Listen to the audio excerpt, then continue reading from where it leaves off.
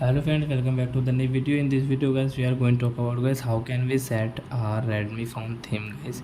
As you want to set your theme, so you can set. And guys, now let's see how to set theme in our Redmi phone. In this video guys, I will show you guys how can you set theme.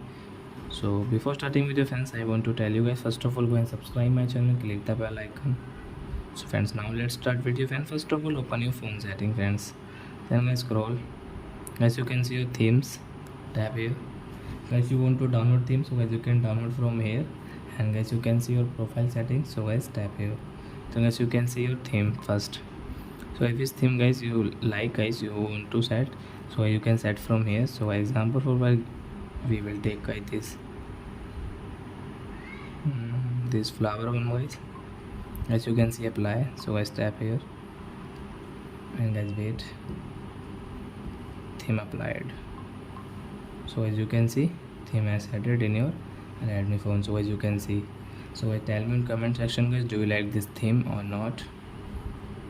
So I hope friends you have understood how to set theme in our Redmi phone. So that's it guys, thanks for watching. Now we will meet our next video with new topic. Before going guys, please go and like my video, subscribe my channel. Bye bye friends.